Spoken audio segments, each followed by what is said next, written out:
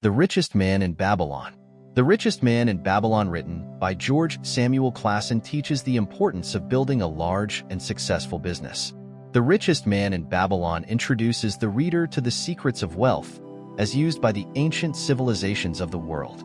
It deals with finances, how to plan financially for your life, how to deal with your wealth, and how that affects your life. The Richest Man in Babylon book is written by George Samuel Clason, a best-selling author and speaker. His book has been translated into many languages. This book teaches the importance of building a large and successful business. George Samuel Clason was an American author.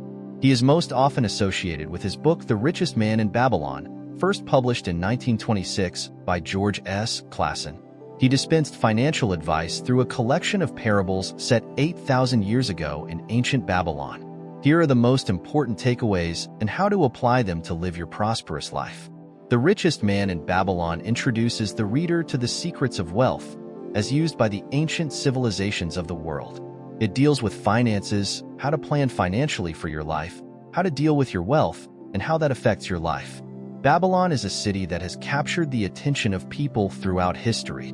Despite lacking the natural resources that typically contribute to such prosperity, it was known for its vast wealth and influence.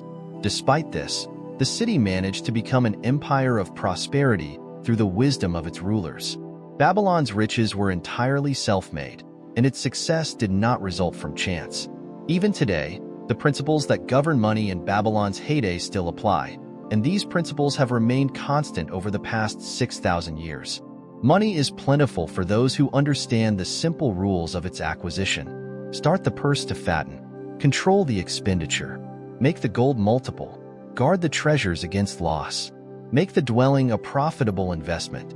Ensure a future income. Increase the ability to earn.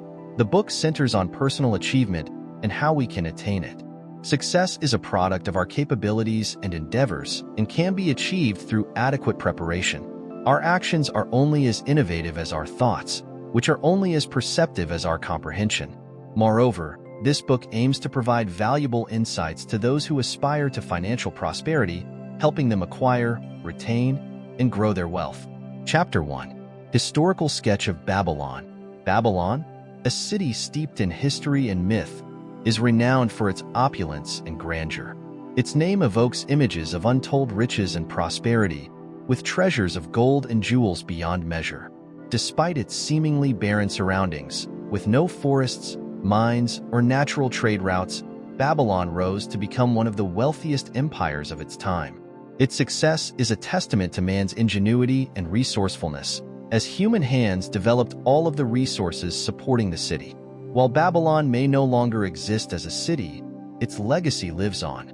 The ruins of the ancient city are located in Asia, in a valley beside the Euphrates River, which was once a populous and irrigated farming district.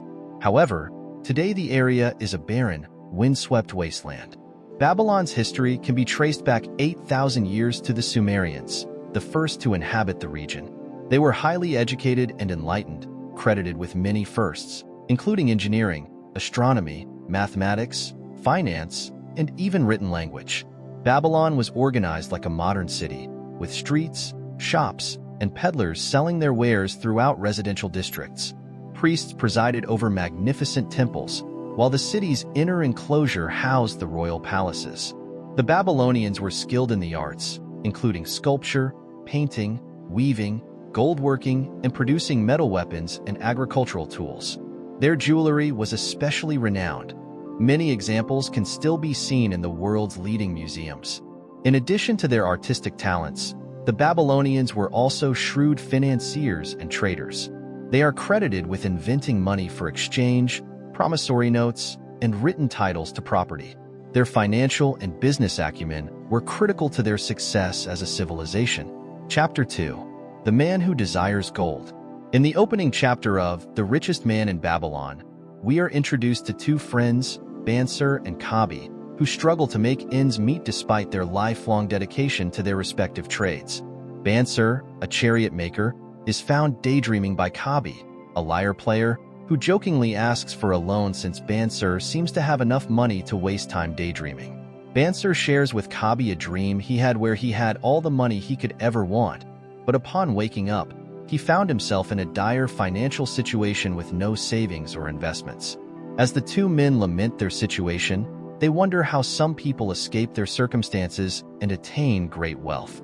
They had always believed that hard work alone was enough to transform their lives into leisurely ones, but now realize this is not always true. During their conversation, they observe a group of enslaved people being driven to work, and they reflect on how easily they could have traded places with them. This observation leads them to discuss their old friend Arkad, the wealthiest man in Babylon. They wonder how Arkad achieved such great fortune while they have nothing to show for their hard work. Finally, Bansir and Kabi conclude that the only way to attain wealth and financial security is to learn from those who have already achieved it. They plan to seek advice from their friend Arkad, the wealthy merchant, and embark on a journey to learn the secrets of financial success. In summary, the opening chapter of The Richest Man in Babylon sets the stage for the rest of the book by introducing the struggles of Bansir and Kabi and their quest for financial security. The chapter highlights the importance of seeking guidance from those who have already achieved financial success. It lays the foundation for the valuable lessons readers will learn in the following chapters. Lesson: to guide yourself on the path to wealth, it is essential to learn from those who have experience in achieving wealth. Main idea: while almost everyone concedes that money isn't everything and that there are some things money cannot buy, it is also a fact that money is the medium by which worldly success is measured. From this perspective, wealth is a scorecard by which people measure themselves. Money represents success only through its ability to provide freedom to do things. It is not an end in and of itself, only a means to an end. The possession of sufficient amounts of capital makes possible the enjoyment of the very best services and goods the world has to offer. Many people have convinced themselves money has a way of avoiding them like the plague. This belief is usually based on their experience in consistently cashing short and scrambling to pay bills. In actuality, however, money is plentiful for anyone who understands the laws which govern its acquisition. To secure significant amounts of money, it is probably better to spend less time lamenting the bad luck of the past and more time focusing on the laws of capital acquisition. A far better approach is to believe that money can be attracted and governed by set laws and principles, and to focus on learning and applying those laws to reap the rewards. Chapter 3. The Wealthiest Man in Babylon. Arkad, a man who was once struggling financially like his friends Bansir and Kabi, approached a money lender named Algamash for advice on becoming wealthy. Algamash shared the first lesson, which was to pay oneself first. This means that a portion of all earnings should be kept for oneself before paying for any expenses or debts. Arkad learned that by paying himself a tenth of his earnings, he could live just as well on the remaining 90%. As Arkad began accumulating savings, he sought advice from a bricklayer on investing in gemstones. However, he lost all his savings as a result. Algamash pointed out that Arkad should only seek advice from those with experience. This was the second lesson Arkad learned. After some time, Algamash checked on Arkad and found that he had invested his savings on the advice of experienced businessmen and earned significant dividends. When Arkad shared that he had used the earnings to purchase clothing for his wife and plan a feast, Algamash reminded him of the importance of compounding returns. He advised Arkad to reinvest his earnings to produce even more returns, leading to incredible wealth and prosperity. This was the third lesson Arkad learned. In summary, Arkad learned 3 lessons on his journey to becoming the wealthiest man in Babylon. Pay oneself first. Seek advice only from those experienced. Take advantage of the compounding of returns. These lessons taught him the value of saving, investing wisely, and letting his money work for him to create more incredible wealth over time. Time and study are essential to accumulate wealth and use it wisely. Many people have ample time, but only a few use it constructively to build wealth. Instead, they engage in various activities that waste time. Learning is also crucial, and one can acquire knowledge in 2 ways: by studying specific subjects and discovering what is not commonly known about any topic. There are several fundamental principles that one should follow to acquire wealth. First, live below one's means and save at least a tenth of one's income. Most people spend all they earn and live paycheck to paycheck. However, by paying oneself first and living on what is left, one can gradually increase their savings. With a regular savings program, one can feel a sense of pride, self-control, and progress. Over a lifetime, a considerable amount of money passes through one's hands, and by saving just a small portion of it, one can accumulate a substantial pool of capital. The book, The Richest Man in Babylon, reveals 7 secrets or strategies for accumulating wealth. Start saving and accumulating wealth by spending only 9 out of every 10 coins you earn. This habit will allow your bag to fill quickly, and you will learn to live within your means while accumulating wealth. Control your expenses by distinguishing between your needs and wants. Plan your expenses based on 90% of your income to avoid overspending. Invest your money wisely to make it multiply. Your gold should work for you and generate income through wise investments like loans or other profitable opportunities. Protect your wealth by avoiding risky investments and seeking the advice of knowledgeable individuals. Ensure you invest in safe ventures that will not cause you to lose capital. 5. Consider investing in property to generate a passive income. Owning your own home and renting out other properties can help you accumulate wealth and inspire you to continue building your financial portfolio. 6. Ensure a stable future income for yourself and your family by investing in assets such as land and property. 7. Enhance your ability to earn more money by continually learning and expanding your knowledge. Seek to become wiser in all areas of life to increase your earning potential. Chapter 4. Meet the Goddesses of Good Luck. In this chapter, Arkad talks about the concept of luck and how everyone desires to have good fortune in their lives. He begins by discussing the idea of gambling, acknowledging that while it is possible to win a large sum of money through this means, he questions whether this money truly brings good luck in the long run. He points out that he has never met a wealthy person who gained their wealth solely through gambling, implying that there are better ways to attract good fortune. Arkad believes that good luck is more likely to come to those who actively seek out and seize opportunities. He suggests that those who hesitate and procrastinate are less likely to attract good luck, as the goddess of luck favors those willing to take risks and pursue opportunities. He stresses the importance of investing at least 1/10 of one's earnings and seizing any opportunities that come one's way. Overall, the main idea is that good luck is not just a matter of chance or divine favor, but is influenced by one's actions and willingness to pursue opportunities.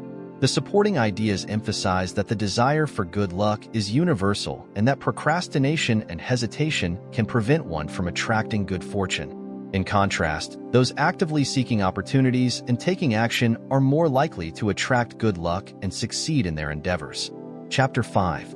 The Gold Lender from Babylon. After receiving 50 gold pieces in exchange for his spears, Rodden is uncertain how to use the money. He spends several days contemplating his options, but remains indecisive. Then, his sister approaches him and requests a loan to help her husband become a merchant. Although Rodden considers this option, he hesitates to commit his funds without proper guidance. Therefore, he seeks the counsel of Mathan, the gold lender, to decide how best to invest his money. Chapter 6. The Walls of Babylon. Bazar was a warrior entrusted with guarding the passageway to Babylon. During the city's siege, he was the first to report any news to the villagers and counseled them during the attack. Bazar provided personalized consolation to each person who sought information from him. He remained vigilant day and night, observing the enemy's attempts to breach the city's defenses. The city's strong defenses prevailed after 3 weeks and 5 days, and the attackers were defeated. Bazar used this victory to prove to the citizens who had sought his counsel that his advice had been correct. He emphasized that the city's strength had enabled it to withstand the enemy's armies. Bazar's message to the citizens was that they could not afford to be without adequate protection, highlighting the importance of solid defenses for their safety and security. There are 2 valuable lessons to learn from this scenario. First, protection should be carefully planned and tailored to specific circumstances. This can involve insurance, diversifying investments, and selecting appropriate risk levels in our financial lives. The second lesson comes from the example of old Bazar. As someone who had fought many battles and understood the strength of the city's defenses, he reassured the citizens during a crisis. Similarly, in our own lives, it can be beneficial to have a trusted mentor or advisor who can provide guidance and reassurance during difficult times. Keeping informed and seeking the support of experienced individuals can help alleviate anxiety and promote a sense of security. Chapter 7. The Camel Trader from Babylon. This chapter in The Richest Man in Babylon introduces us to Tarkad, a young man struggling to make ends meet. He owes money to multiple people and cannot afford a simple meal. Although he considers stealing food, he knows this is not the right way to solve his problems. He waits outside an inn, hoping to find someone to lend him a helping hand. Instead, he encounters Debaser, a wealthy camel trader to whom Tarkad owes a small sum. Debaser demands repayment, but Tarkad explains that he has faced significant misfortune and cannot afford to repay him. Debaser challenges Tarkad's excuse, but invites him to join him for a meal at the inn. During the meal, Debaser shares a story about his struggles with debt. As a young man, Debaser had been enslaved due to his reckless spending and inability to repay his debts. His wife eventually left him, and he turned to a life of robbery, resulting in his capture and enslavement again. However, his fortune changed when he was sold to a woman who recognized his potential and asked him a life-changing question. Did he have the soul of a slave or a free man? This question transformed Debaser, who became determined to face his debts, become respected and honored, and live a free life. With the help of his benefactor, he escaped slavery and began a challenging journey back to his homeland. Despite numerous obstacles and moments of doubt, he persevered and eventually paid off all of his debts, becoming a respected and honored man in his community. The lesson from Debaser's story is that self-pity and allowing circumstances to dictate one's life are the traits of an enslaved person. In contrast, taking control of one's life and taking action when necessary are the hallmarks of a free person. The key to success is embracing a free person's soul, which requires courage, determination, and accountability. Only then can one achieve honor and respect in their community. Chapter 8. The Clay Tablets from Babylon. The chapter in The Richest Man in Babylon revolves around discovering 5 Mesopotamia tablets containing the secret to wealth. The tablets reveal the story of Debaser, who returns to Babylon with a plan to repay his debts and start anew. The tablets' lessons were so valuable that even after thousands of years, they continued to inspire and help people. Alfred Shrewsbury, an archaeologist, writes to Professor Franklin Caldwell about his and his wife's experience following the tablets' lessons. He mentions saving and building a surplus is more gratifying than spending recklessly. The professor learns about the clay tablet collection that the archaeologist delivered to St. Swithin's College of Nottingham University. These tablets are supposed to record Debaser's financial affairs and details how he worked his way out of debt. Both Debaser and the professor discover that living on 70% of their earnings is not as challenging as they had thought. By following Debaser's formula, they start to pay off their debts and accumulate savings. Over time, they retire from all their obligations and learn to live within their means. These keys to financial success are invaluable lessons that continue to help people even after thousands of years. The professor writes to the archaeologist about how the details on the clay tablets have opened his eyes to a new way of dealing with his financial affairs. In a subsequent letter, he elaborates on how Debaser's formula has transformed his life. The letters showcase the timeless wisdom of the tablets, proving that financial success is achievable by anyone willing to learn and follow a disciplined approach to money management. The critical lesson to fixing a debt situation is to organize your information and take action. Old Debaser, as described in the clay tablets, followed a simple formula to overcome his debts. He started by saving 1/10 of all his earnings and making a list of all his creditors and the amounts owed. He then visited each creditor to explain his inability to pay off the debts and offered to service them with 2/10 of his earnings in proportion to the amount owed. Although some creditors were unhappy with the payment plan, they eventually accepted it. Debaser and his wife then used the remaining 7/10 of their earnings for daily needs. The success of this plan lies in its simplicity and the specific proportions used. To ensure success, it is crucial to write down all debts and communicate the payment plan to creditors. This step helps in tracking progress and avoiding any misunderstandings regarding the size of the debt.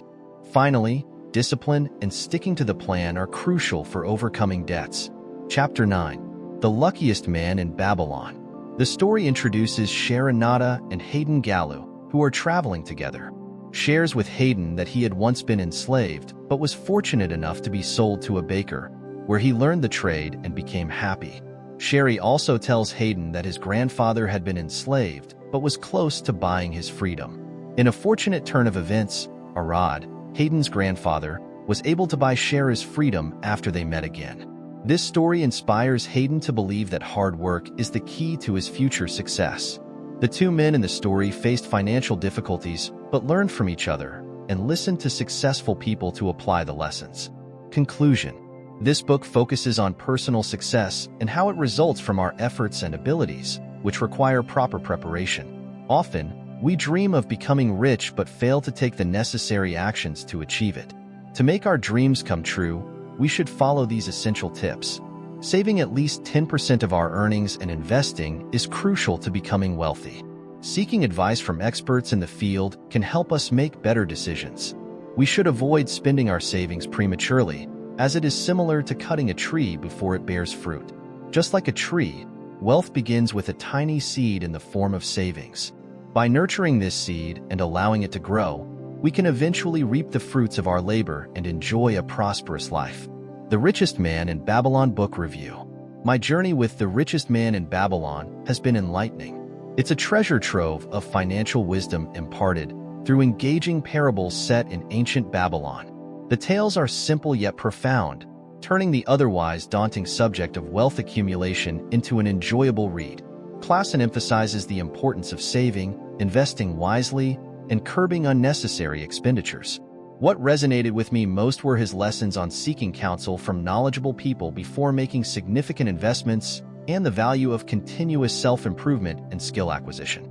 This book's teachings are timeless, relevant, and surprisingly practical despite being based on ancient principles.